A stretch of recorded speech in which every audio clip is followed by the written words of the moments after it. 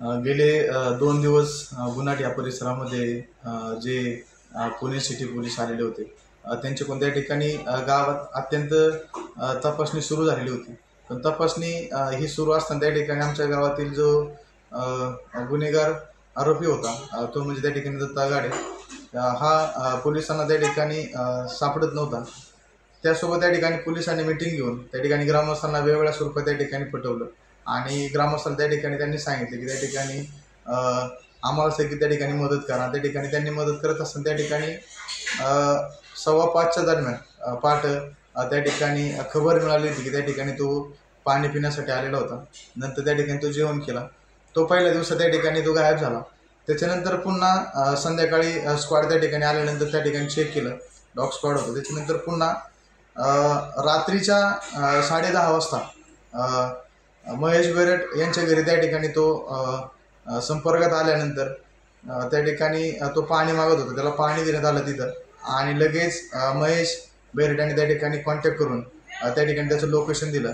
Location दिल्यानंतर त्या ठिकाणी तो तिथून चकवा देऊन फरार झालेला होता आणि फरार झाल्यानंतर त्या ठिकाणी लगेचच बाकीचे सर्व स्क्वॉड, गावातील ग्रामस्थ तरुण त्या ठिकाणी आलेले होते आणि त्यांचा शोध त्या ठिकाणी सुरू केलेला होता. पण तथापि त्या ठिकाणी तो हाती लागला नाही. 10:30 ते 1 या दरम्यान त्या ठिकाणी सर्व कमिटी सर्व त्या ठिकाणी त्याचा पाठलाग करत होते आणि त्या ठिकाणी त्याला पकडण्याचा प्रयत्न करत होते. त्या ठिकाणी तो सापडलेला नव्हता.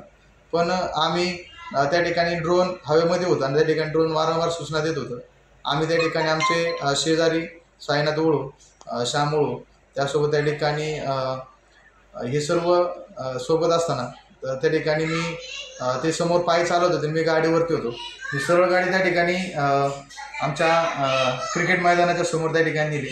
क्रिकेटच्या मैदानाच्या त्या ठिकाणी लगतच आम्ही एक विहिरीच्या शेजारी हिरवी नेट लावलेली आहे की त्या ठिकाणी तो बॉल विहिरीतनं जाण्यासाठी त्या हिरव्या नेटला त्या ठिकाणी तो खिटून बसलेला होता आणि तिथनं माझी गाडीचा उजेड त्याच्या अंगावरती पडल्यानंतर त्या ठिकाणी तो उठला आणि त्या ठिकाणी गावाच्या दिशेने त्या ठिकाणी तो पळत सुटलेला होता. तेवढं त्या ठिकाणी मी गाडी उभी केली, लाईट तशीच चालू ठेवली आणि त्या ठिकाणी त्याला जाऊन पकडत असताना त्या ठिकाणी तो म्हणत होता की मला माझ्या मुलासोबत त्या ठिकाणी बोलणं करून द्या आणि त्यानंतर मी त्या ठिकाणी उद्या हजर होतो, असं त्या ठिकाणी तो बोलत होता.